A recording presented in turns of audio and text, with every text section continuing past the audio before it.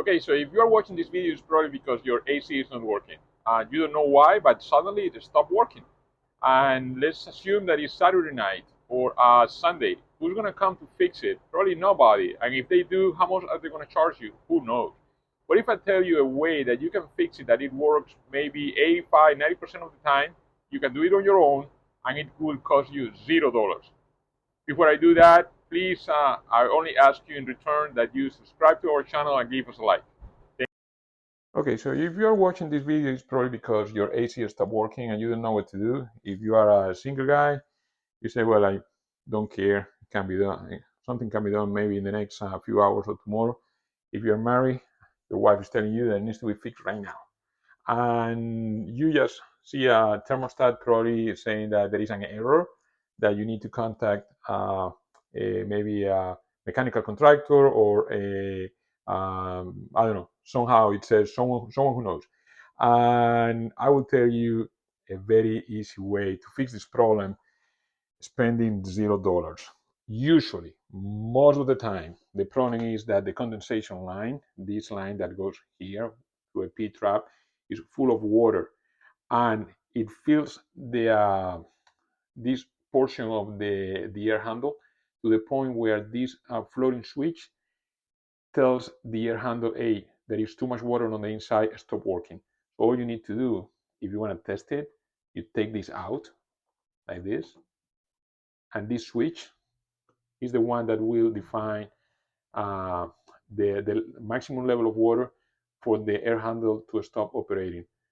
If you have that problem, if you do what I just did and you see that the unit starts working, you have too much water on the condensation line. So what do you need to do?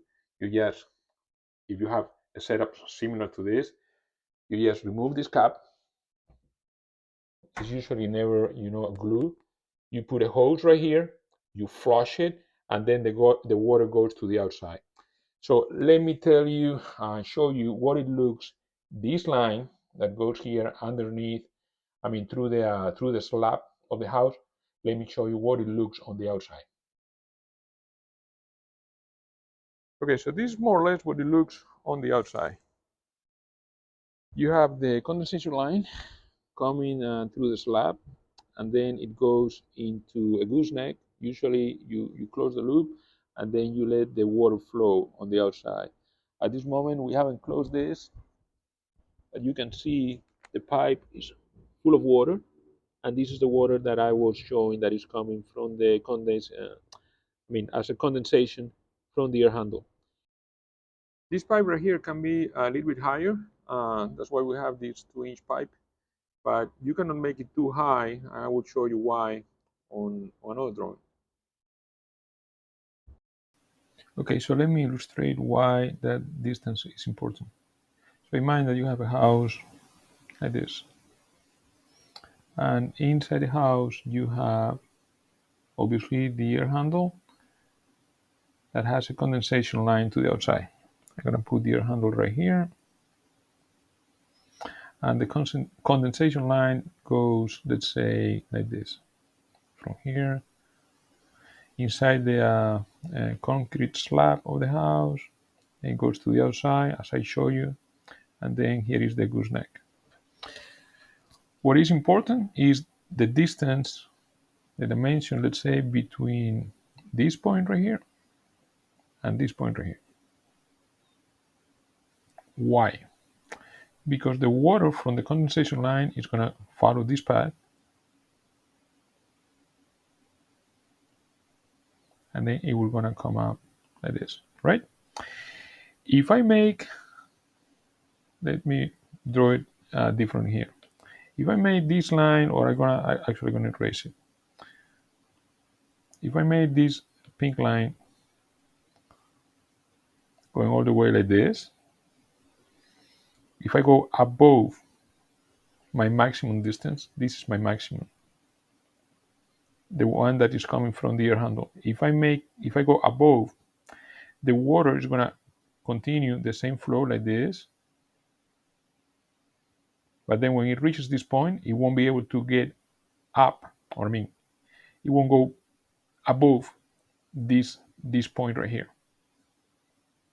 Why? Because on the right hand side, the air handle, based on the physics of communicating vessels, it means that the water, once it reaches this point, is the maximum point, and then anything else will be accumulating on the right hand side of the air handle, which will tell the switch valve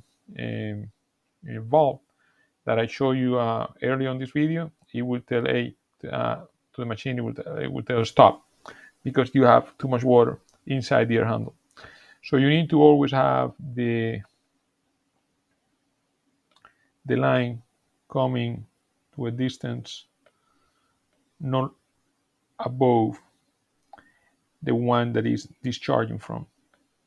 So I hope that you understand this concept, and that's why you can play with this distance a little bit, but never to go beyond the one that is coming from the air handle. So I hope you enjoyed this video, you learned something else, and I hope that the little fix that I explained at the very beginning worked for you. And if so, please subscribe to our channel and give us a like.